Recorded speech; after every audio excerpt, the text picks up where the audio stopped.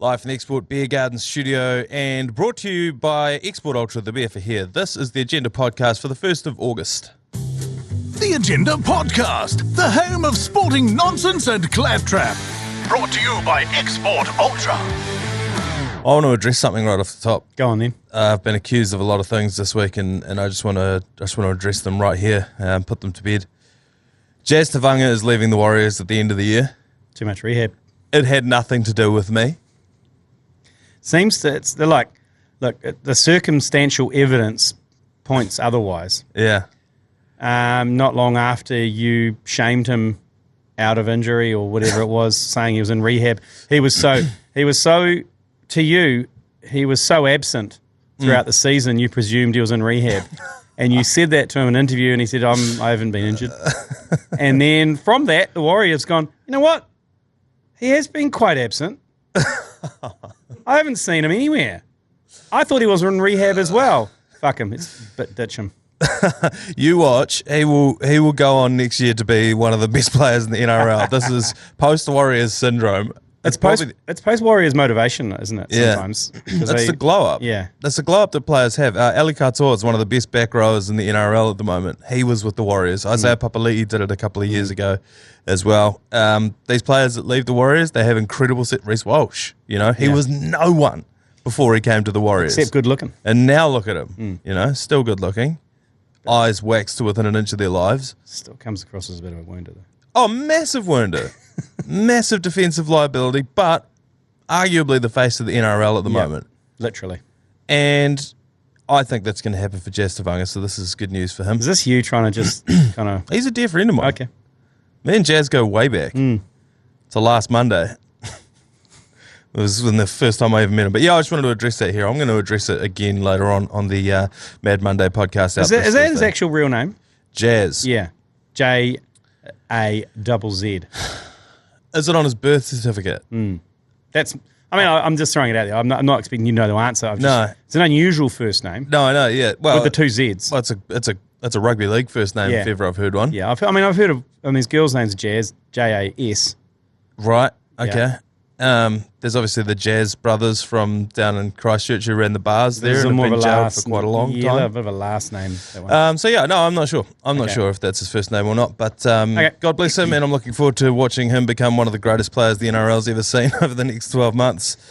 You raised a good point this morning. While I was on my way into the office, you fired a message into the group chat about the Olympics and what sports are and aren't in the Olympics. Yeah. You said, why aren't motorsports in the Olympics? Do you know why I thought that? Is because I get all of my sporting knowledge. I'm Netflix smart. Yeah, right. I call it Netflix knowledge. Yep. I feel like I know everything about golf now after full swing. Break point on the tennis. I feel like I know everything. They've got all these Netflix docos on, and like there's loads of them on motorsport. Yeah. And they're not in the Olympics, but the rest of them are. I mean, there's also a lot of murder docs on Netflix. Sports. I'm talking sports. Yeah, right. Okay. Are you saying murder's a sport? No, I'm not. I'm saying motorsports also not a sport. And the clearest evidence for that is exactly what you've just said. They're not at the Olympics because the Olympics are for sports. Now, what I think they should do is that your argument was that sport is in the name. Yeah. Do you... Motorsports. Yeah. Would you throw esports into that category? Yeah, chuck them in there. Yeah, I agree. And they should have their own little thing off to the side. It's not part of the Olympics. Oh. And it would be able to be smelled from space. There would be no deodorant within a country mile of that organisation. Do you know what? Put the pistol shooters with the e-sporters. Yes. Because they all should be sponsored by Lynx Pool, Africa. darts. Archery. Let's call it the real games. Yeah, yes. The people's games. Yeah, the people's games. Darts, not to be confused with sports. They are games. Beer pong. Lawn bowls. Gutter ball. Yeah. Backyard cricket. Yeah. Frisbee. And block your ears, but V8s. They should be in there too. I think V8s should be in the Olympics. Got to be honest with you, sailing as well. I think sailing should probably be in there too. Look, I think there needs to be someone at some stage, someone is going to go into the Olympic committee and go, guys, there's a bit too much fat here. Yeah. We need a restructure and basically go back to the bare bones. Last in, first out, breakdancing, sorry. Yeah, I think that at some stage that is going to happen because they can't keep adding to it. I love that Yeah, well, I think what they've done with breakdancing and skateboarding is they've gone, we need to bring kids in. What are kids into? And they've asked the oldest people on earth, and they've been like, aren't they always doing that bloody breakdancing? Skating? Should we put breakdancing in there? It's like, no. If you actually wanted to bring, either esports, I don't know, competitive TikToking. I just think that they looked at like what was cool for kids in the 90s when their kids were growing up. They were like, let's put that in. Yeah. Anyway, motorsport's not a sport. It's a sport. Bring it in. Evidenced by the fact that it is not in the Olympic Games. I want it in because we might win a medal. That's what I'm saying. Wow. Get the Giz in there. Scotty McLaughlin, get him in a V8. I'm saying just one class of car. Maybe it's just the sponsor. Who sponsors the Olympics? Hyundai or something? They all drive Hyundai Gets. So it's a star and a reasonably priced car. Yeah. Yeah, Hyundai Gets all of them around the streets of Paris as well. And there's that would be hectic. And there's obstacles as well. There's people on e-bikes. There's like pedestrians. Yeah. People throwing baguettes at them. That would be absolutely hectic. No more hectic than the women's triathlon last night. We'll get into that in a very short amount of time. But I just want to reiterate, motorsport not a sport, as evidenced by the fact it's not at the Olympic Games. The greatest New Zealander of all time. This bracket's going to go up tomorrow. We're going to give you the whole weekend to cast your votes on the first round. There have been a lot of votes across social media. I thought this would get a lot of attention. It's gotten way more than I thought it would already, and we're not even really into the meat of it. Once we start debating this person versus that person, it's going to get really heated. And I think our goal here is to get more votes and more interaction than New Zealander of the Year, which is currently taking votes as well, which is that real kind of feel-good bullshit one. Yeah. There's nothing feel-good about this. This is dog eat dog. Yeah, that's right. Yeah. Feelings are going to get hurt. Yeah, this is a fight to the death. Legacy's tarnished. Yep. And look, this has just come out of just a random chat that me and Heath were having on this very podcast just last week. It's organic. It's what the people want. And arguably, it's not what we need right now because we are in the middle of the Olympics. So we, as a podcast, don't need the content. This is the most ACC shit of all time. This is the kind of thing that we should have wheeled out in the doldrums once the Olympics are over. There's no cricket. There's no rugby. Yeah, true. But here we are because the people want to know who is the greatest New Zealander of all time. We've been debating it around the office. Yeah. Feelings have gotten hurt. People have had to go and sit away from each other, just cool down over some of the debates from some of the brackets that we're starting to put together. Any latecomers? Yeah, there's a few latecomers. Sam Neill has been thrown in off the back of the fact that he survived a dinosaur attack. This person messaged on Instagram and said, look, I don't remember Ed having a fight off a T-Rex on his way up Everest. Okay. Fair enough. You know, and I can't argue against that. Yeah. The 20 wax woman, Karen, who wants her $20 back. From the Hutt Valley. Yeah. From the Stokes Valley pub. I don't know. She's great. Funny. But again, this is the problem. Someone like this could sneak in and go all the way if people are going to vote for it. Yeah, right. And Kane Williamson, a lot of conjecture about him around the office. We may potentially live in a bubble because there's not a lot of votes for him. Not a lot Steady the ship. Love for Steady the Ship out there. I wonder if it's a couple of things. One, I think he's still playing. So it's always hard to throw someone in the greatest New Zealander legacy. Yeah. It's sort of like naming your daughter Khaleesi in season 6 of Game of Thrones before she then turned into the villain, and everyone's like, oh my God, I've named my daughter this.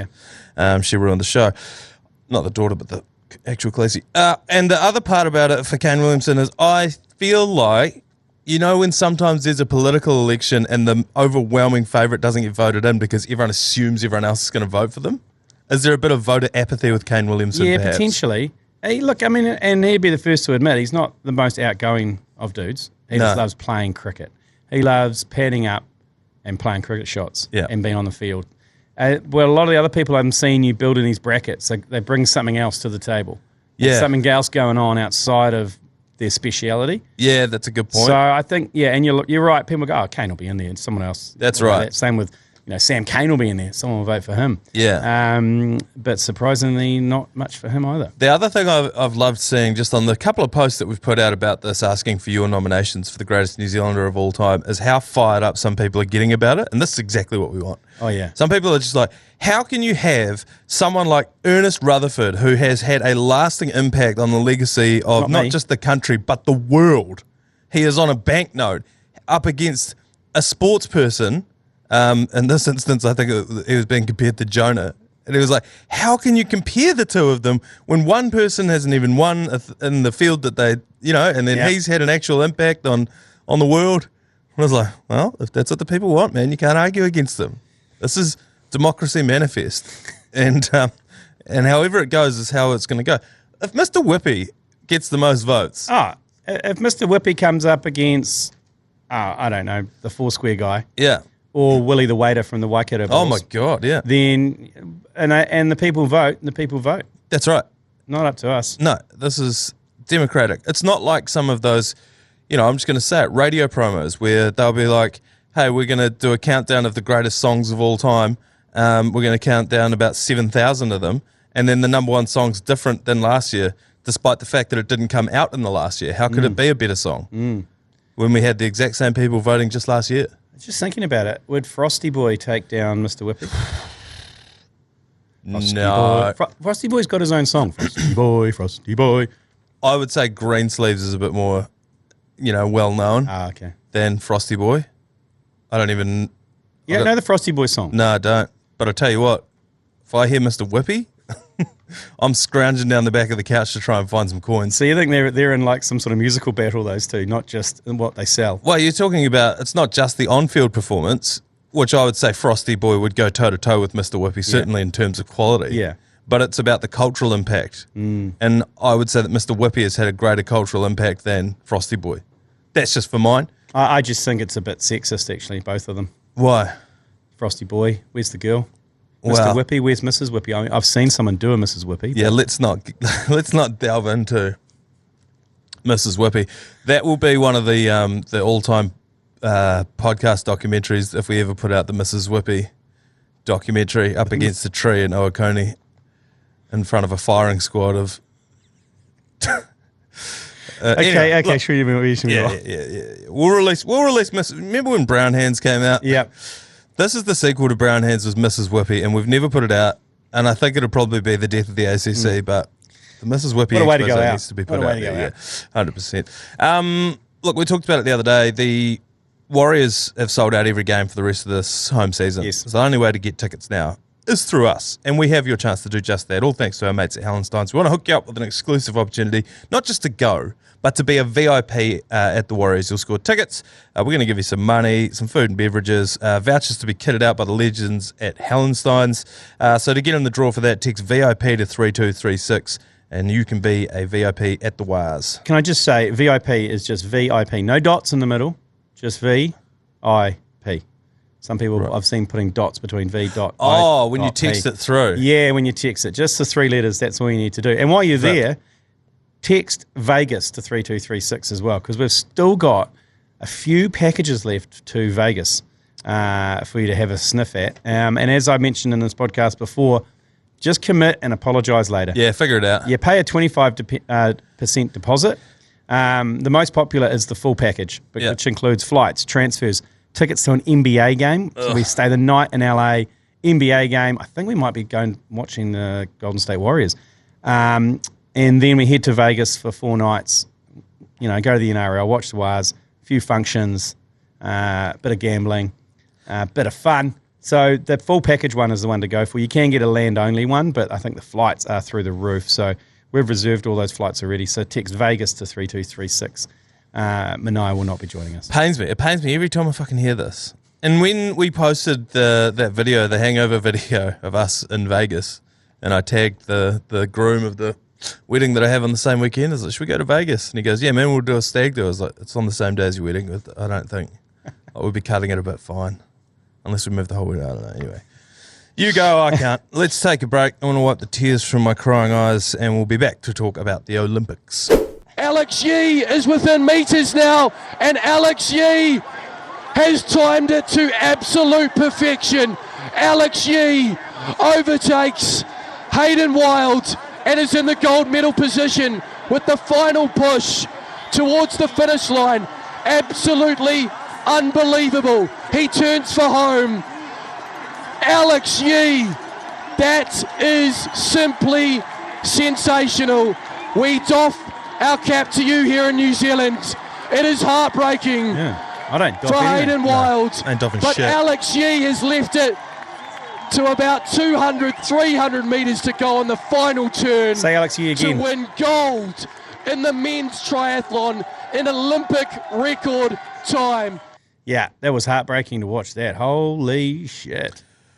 The end of that killed me. He was spent, Hayden Wilde. He'd shot his wad, and he... Well, the thing is, that cycle was next level. Yeah. Like, having to catch up over a minute behind on that swim. Because he came out in 30th place out of the water. So he had to make that all up. That swim. How brutal did that look when they were swimming against the current, against the cruise boats? It was shithouse. That whole thing. The fact that there was poos in the water had nothing to do... Like, the water was, like, green. They were swimming against the current. And then they were, like, swimming... around, they were getting swept. They were trying to hide from the current behind parked boats. They had to swim past a restaurant that was probably dumping lard out the fucking... It was honestly an embarrassment. I don't know why they stuck with doing it in the Seine River. Also, it looked like shit. When they were like, they were so hell-bent on doing it in the Seine River, I was like, oh, it's going to look amazing then. They'll swim past the Eiffel Tower, it'll be beautiful. It's like, no, they're swimming through the fucking back canals of the Seine River. It looked like shit. Oh, no, they went too far from the Eiffel Tower because they did a great shot, a drone shot from the Eiffel Tower, and you could see the swimming in the background. It wasn't past the Eiffel Tower. I think you're being a bit harsh. No, I'm not. It looked like shit. Go back and watch it. We will watch it in years to come and be like, remember that? The worst league in triathlon history? I don't know. I've seen them swim around Canary Wharf in London, and that's pretty shitty. But I don't think the athletes will mind that. I don't know, but it was the current that did me. I've never seen them swim against a current and go nowhere. But anyway, the good story was watching that 7 laps on the bikes. And having spent some time in Paris last year for the Rugby World Cup, it was actually, I found it quite cool to notice all the places we went past. Yeah. And there was one particular corner, and it's where the women were crashing quite a bit, was where Joe Jury nearly died. Yeah. When he got on an e-bike and accelerated into oncoming traffic. Well, so he got on and I don't know if he'd ever been on one before, but as he pedaled, the engine kicked in, just shot him into traffic. This truck's fucking beep, beep, beep. I was watching him like I'm about to see a man die. Yeah, and they drove past that, the road past that 7 times, and every time it went past, I'd have a little smile on my face, and I'd text Joe. I was thinking, those poor girls, it was actually heartbreaking watching the women's race beforehand. It was so wet. It was so wet. They were all crashing. And I was like, can you imagine dedicating 4 years of your life to lose because of a tactical error or because you weren't fit enough or someone was faster? That's one thing. But to just skid out on the cobblestones and crash, already, by the way, drenched in poos, you then rashing yourself across the concrete. Yeah. Like the illnesses that are going to come out of this. You could see where they were crashing. It was on the painted white lines, the pedestrian crossings. Yeah, right. It's where it was so slippy. If they didn't come in the right angle, just went over. It was heartbreaking. One of our girls crashed at a certain point. Her back wheel locked up, and then she was gone. And you're in a pair of knickers. Yeah, and a crop top. Yeah, that's what you're in your togs. If you had to design a way for people to get E. coli poisoning. It would be go and dunk yourself in that river and then grate yourself along the concrete. So the men's race, Hayden Wilde, obviously that cycle he obviously spent so much effort on that cycle. Yes. God bless his teammate who dropped back and helped him. Yeah, McCulloch. And they mowed down the leaders, which was like, here we go. Yeah. And they got into the run. And when that Alex Yee, who's the world champ, got in front, the commentators were like, It's over, Alex Yee. And then Wilde dropped the hammer. He was ahead by about 50, 100 metres on the last lap. Oh, yeah. And he was ahead. And then the commentator, if you were watching on TV, laid down the biggest Chris Key you have ever heard.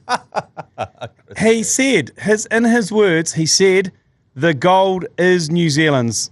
Who is going to take second and who is going to take silver and bronze? Oh, the whole time he's just like, the thing now for Alex Yee is can he hold off the dudes behind him? And then it's the British team, I think. He must have sucked on some sort of gel and dropped the afterburner and mowed him down in the last 200, and it was gutting to see. He attacked him so hard. There was no way that Hayden Wilde was going to be able to catch up. And he even said afterwards he was spent. God bless him. That was the only way. He was like, he did so well to catch up to him in the end. Yeah. And then he was like, this is my final shot, and I'm going to get out to... It was honestly like 200, maybe 300 metres at certain points in that run. Yeah. He got that far out, and I think he was just like, that's my move. This is my shot. I fired it, and he either catches me or he doesn't. It was outrageous the way that dude caught him. I mean, he was tiny. They're not big men. Nah. One of them was. Oh, Blumenthal. Yeah, is it the bald dude? Yeah, Heston Blumenthal. He came straight from the fat duck. Yeah, he came straight from the Waimate Senior Bs. It's like, he looked like he was smoking dope. I was watching it with my missus and she was just like, whose dad's in the field here? He was a good cyclist, though. That's the thing. Yeah, right. He wants to race the Tour de France, so that's what the commentators were saying next year, old Blumenthal. Yeah. Another highlight of that triathlon, the massive cross-line vom. Did you see that? That was great. So they were focusing on Wilde and Yee leaning up against the hoardings, arms around each other. It was a beautiful moment of, two champion triathletes. And then one athlete crossing the line and just vomiting his gut, full power chunder right in front of them, both of them. And I was like, Seine River. Yeah. Oh, yeah, 100%. And the fact he was absolutely Yes. Yeah, but then he's got poos all over himself.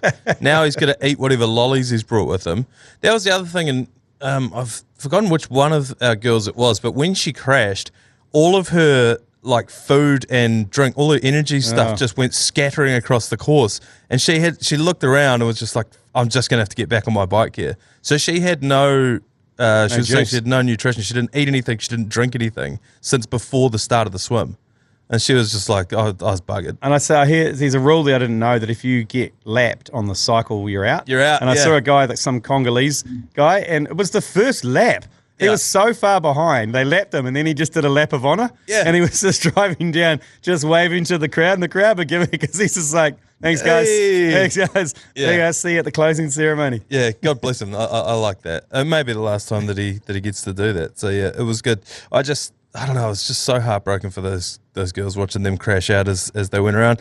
Isaac McCarty, Will McKenzie are starting in the 49er medal race, which is overnight tonight. The McKiwis, they're calling them. the McKiwis, McCarty and McKenzie. They will start in third place. Joe Alea, flag bearer, and Molly Meach have also advanced to the 49er medal race, but are too far back to claim silverware, apparently. Oh. That's what they're saying. Why are they in the... Why is it a medal race when they can't win the fucking medals? I don't know. This is the thing. Should be called a non-medal race then. Okay. Whatever. Windsurfers Josh Armitt and Verl ten Hav have made solid progress up the standings on Wednesday as well, but the most exciting for me is Ryan Fox starts tonight.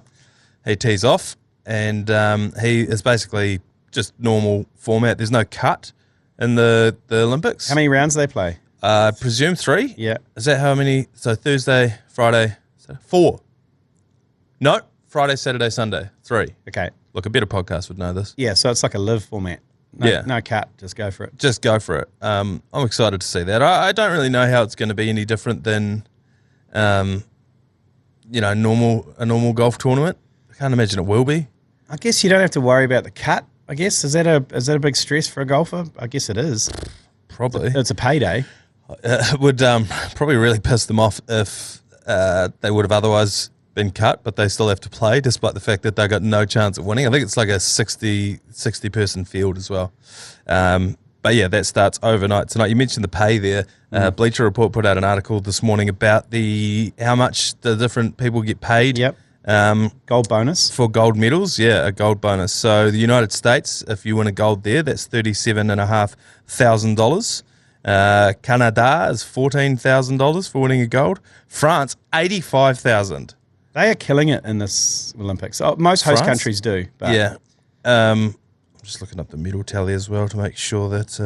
I've just looked up the meal tally. Aussie, you got this table in front of me. Aussie's not that good. 13,340. I thought there would have been more. Same. Given how much of a boner they've got for the Olympics, the Australians. Yeah, I know. And how much preparation they put into it. I thought there was more. Spain, though. Swimming as well, yeah. Spain, where's Spain's money coming from? $101,000 a gold medal. Because they as a country are broke.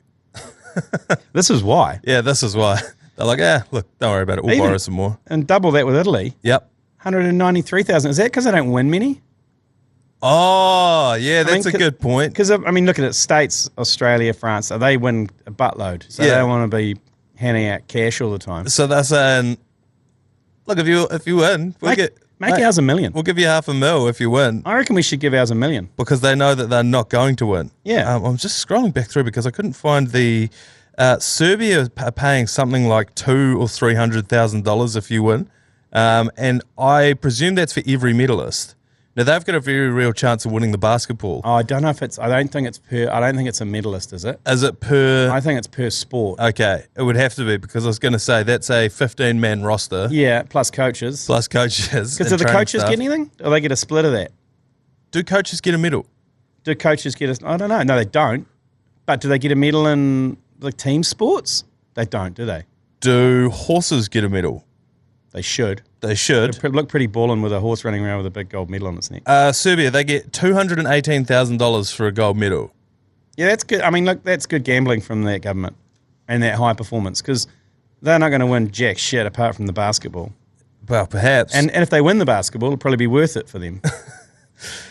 Germany's only 21,000. They're very financially responsible. You know? Very much. They would have looked at the books. Very missionary, yeah. I'm not entirely sure what New Zealand is, but I imagine it'll be bugger all. I think they get a free beef and lamb for a year and a Toyota to use for 18 months. Okay. Is that petrol included in the Toyota? No road user charges. That's on you. Okay. No insurance either. Yeah, right. No other, and no one else can drive it. So no nominated drivers. Yeah. So if you're in the US, you get 37,000. Canada, you get 14,000. New Zealand, you get a hongi on your way back. And some Weet-Bix. And some Weet-Bix, yeah. God bless them. Do you want to play the middle tally game? Yeah, you want to guess who on day, whatever it is today, is in the lead? In the lead. I'm going to say, is it France? Non. Oh, can't still be Japan. Non. It is not Japan. China. Yes. The PRC, the People's Republic of China, in the lead with 9 gold medals. France have 8. Japan have 8. Okay, and then it's America, Australia.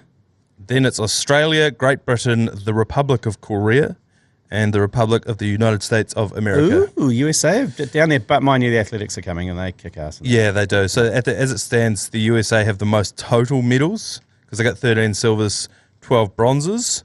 And then we scroll all the way down to New Zealand. Shit, I can't even find them. I'm at Slovakia, Ukraine. We've only got what have we got? We've got 1 gold, 1 silver. Yep. But hey, we've got the sitting down stuff to come. We are just behind Georgia and the Netherlands. We're just above Belgium, Kazakhstan, and South Africa. Who should be our rival? I mean, obviously it's Australia, but they kick our ass when it comes to this. I think anyone who's the same population. Ireland, yeah. Ireland, I think. We're ahead of them. We should target. Any other kind of nations of similar population size are around the 4.5. Azerbaijan. I think a bit more than 4.5, don't they? Places like UAE. Yeah, but again, the Singapore. They're sitting around there. Hong Kong. Anyway, so those are your top 5. China, France, Japan, Australia, Great Britain. All right, it is a Thursday, and the Olympics are on, so I figure we might as well throw it back to the 2004 Summer Olympics for today's Throwback Thursday. Yep. This was competed at Athens, Greece.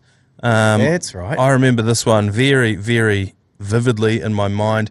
5 total medals, and they read thusly.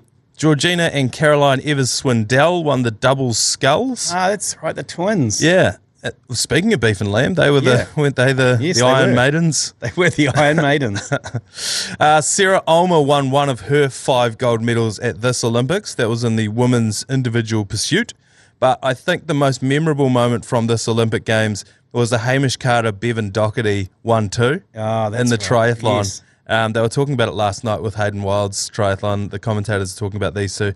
That was a real formative memory for me. I don't know why. I just remember watching it. And also, the formative memory for me is they had made them wear those reefs, the Roman reefs during the medal ceremony. I actually thought it really suited Hamish Carter. I think he looked great with the reef. He did. He did have a really Roman feature, didn't he? He did, yeah. He looked like an emperor. But not so much Bevan Doherty, unfortunately. I was more a Doherty man anyway. So was I. So much so that me and my mates growing up, we used to call beers, people would call them beverages, bevies. We called them Bevan's Doherty. The chuckers are wee Bevan's Doherty over there. You want to get on the Bevan's Dohertys? And Ben Fooey was the other one that got the silver medal. There's a blast from the past. The Fooey in the kayak. Yeah, K1 1000. Fooey coming away with the silver. Well, he was favoured to win, wasn't he? Wasn't he a hot favourite? I suspect he may have even gone on to win another one if I bring up Ben Fooey here. Yeah, he did. He won World Champs. Yes. few world champs. And that was actually the only medal that he won at the Olympics. And the other one for me, because this was back in the peak of our basketball powers. Yes. So this was around when we came fourth at the world champs. Peter Cameron was dominating world basketball. Yeah, Mark Dickel, Kirk Penny. But the Reefton kid had himself a tournament against China. Phil Jones, the Reefton kid, scored 27 points. We lost 62-69. Yao Ming scoring 39 of those points for China. Fuck playing against Yao Ming. Argentina, who I think may have even gone on to win this one in 2004, we lost by 4 points. Phil Jones, 25 points in that game, 23 against Spain, and then 26 against Australia. The Reefton kid. Oh. He was balling out back in 2004. If you had to guess, well, not guess, but what do you reckon were your favourite Olympics of all time? It has to be Sydney. Yeah? Sydney, for some reason. Close to home. Close to home. I don't know. And I think it was our best coverage of an Olympic Games.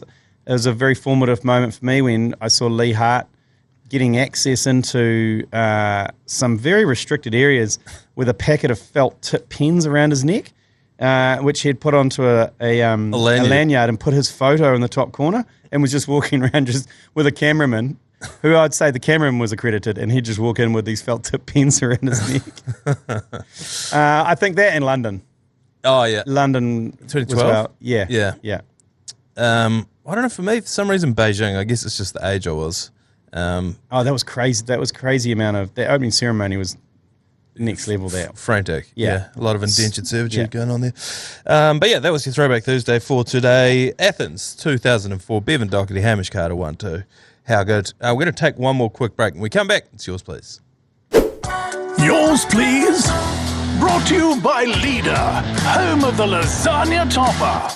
5 to get through today, and the first one goes like this. Yours, please. G'day, guys. Mo Lester here. Just on the Olympians just carrying, just when they win, they just have their medals on them at all times because fuck it, you're the best in the world, right? A mate of mine knows an Olympian, and he just walks around his house and goes to parties and just does whatever with the bronze medal around his neck. Mows his lawns and shit with the bronze medal around his neck, and it's just so fucking funny. Anyway, fuck South Canterbury. I like how people don't know how to end the message now, so they know how to end it. Look, if I won an Olympic medal, I would wear it at any possible moment. We said this yesterday. I got a participation medal for a half marathon, one of 2 that I ran within the same calendar month. But I still wear both of them, and it annoys my missus because when I get up to go to the bathroom in the middle of the night, they jingle. The 2 medals just banging together. So I can only imagine how insufferable I would be if I was to win an actual medal. Yeah, if I was to actually win something. Yeah. Of significance as well. I would wear it everywhere. Now, Eric Murray talks about the fact is his gold medals are just beaten to a pulp because he takes them to every single event. Yeah. And people put them on and get photos, and I quite like. He's like, that's what they're for. Yeah. Like, why would I hang them there's only a very small amount of people are ever going to get their hands on a gold medal. So what's stopping me helping people do that? Yeah, 100%. So, he says they're completely ruined. But I think they can replace them for you if you either break them or lose them, because this year they're made out of parts of the Eiffel Tower. Did you know that? Did they remove some of the Eiffel Tower? Yeah, they did some repair works on it a couple of years ago, and they kept the steel aside. I presume they knew this was coming up. So they've put that in there, but they've made, I can't remember what the number is, but it's more than they expect to be won, if you know what I mean. Yeah, right. So what do they do with the bonus ones? Like if there's an extra 10 medals floating around. Oh man, if you're working at the medal factory, you're definitely taking one home. Bro, if I'm working at the medal factory, yeah, I'm taking one home. No, actually, I'm taking it straight into the nearest tattoo shop around my neck. Just show them my forearm and be like, you know what to do. Hit me right now. I'd draw a massive penis on your arm. Yeah, you would. That's why I wouldn't take it to you. I'd take it into he would know immediately. Forearm Olympic rings. You know what? Well, yeah, I'd do that as well. But I'd also make up a sport that I won. Yeah. And put it in a cabinet and hide it somewhere. So when I die, my grandkids are clearing my shit out and they go, oh, fuck. Motorsports.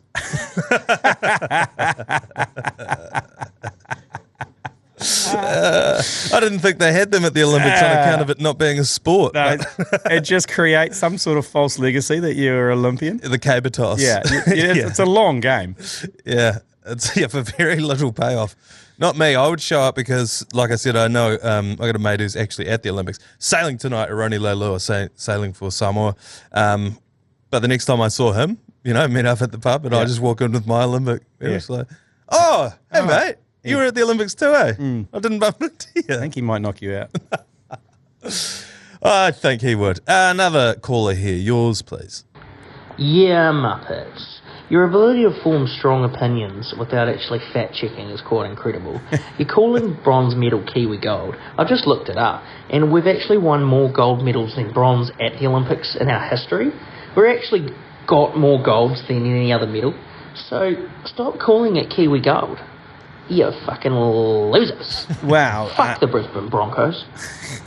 Well, I think if you go back to Commonwealth Games and various other things, I think you might find it. It is. You might, or you might not. Again, we don't fact check on this show. Yeah, I'm about to say, yeah. But thank you for fact checking us. I'm going to ask that caller, go back and can you come back and give us some stats around Com Games and around the bronze gold ratio? Yep. You do that, you come back, let us know. We may prove us wrong. We may have to eat our steady the ship hats. Yeah. I think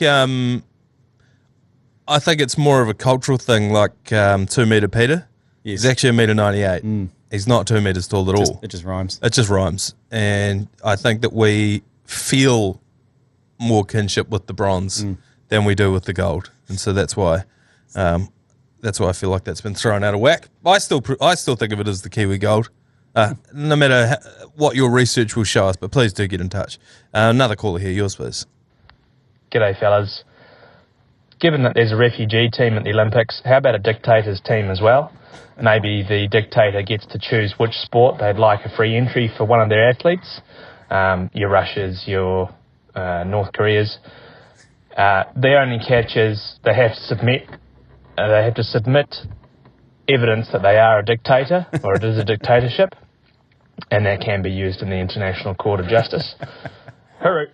Right, it's quite complex, that one. So you have to front foot it that you're committing some atrocities. Yes. Atrocities back home. To your own people. To your own people. Just in the hope that you might be able to get yourself a gold medal at the Olympics. Yeah. I don't know. Well, Azerbaijan's already got a gold medal, I think, so far. Are they in dictatorship? Oh, yeah. Okay. Yeah, big time. They're a good one. Yeah, I don't know. I just think that what's the advantage there for them? I think it's just a dictator's team because can they not put in their own teams because they've been banned? Or is it is North Korea at the Olympics? Is it just to prove that they're a dictator? They just come in and go, right, I'm a dictator. I can dictate which sport I'm going to enter an athlete in. It just makes me think of the movie The Dictator. Yeah. Where he takes off with the gun, shoots it in the air, and then starts shooting the other dudes as he's running along. Someone overtakes him, and he's like, hey, drop back a little bit there, mate. Yeah, I don't know. It's a good idea. As I said before, Idi Amin, quite a good rugby player in his day. Yep. So he could potentially. Well, Oni's dad was a pretty handy golfer. He'd probably take out the. He was the golf. Yeah, I think he's got the world record. Yeah, I think it was 18 holes in one. 18 consecutive holes in one. Yeah. I mean, I'd have to do that for 3 rounds, but I mean, you'd like to think you could probably bogey a few after your first round of 18. Yeah. In fact, he could go around in 18 and I could play the next 2 rounds and he'd probably still win. Another caller here. Yours, please. G'day, fellas. Jack here. Jack Offalots.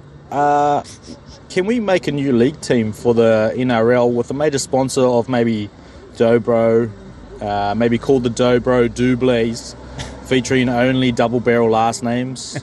Just imagine Fanua Blake, Nickel Clockstead, Watini Zelizniak, Asafo Solomona, Fisher Harris, Harris DeVita, Sean Johnny Johnson, the list goes on. I like that. I like the fact that you can only play for this team because you've got a double barrel, the Dobros. Yeah. I like it too. I think it may already exist. The Dobro team? Yeah, I think you may know it as the One New Zealand Warriors. I think they have the record. I think they're 1 and 2 for the most double-barreled names. It's funny because the double-barreled name's usually synonymous with posh Australian private school rugby teams. Like the Adam Ashley Coopers. Yeah. And surprising, it's snuck into league now, the double barrel whammer. It's one of those things where it's like showering outside. You only do it either because you're really rich or really poor. And that's the same for double-barreled last names. And so I think what you're seeing in the NRL is the latter.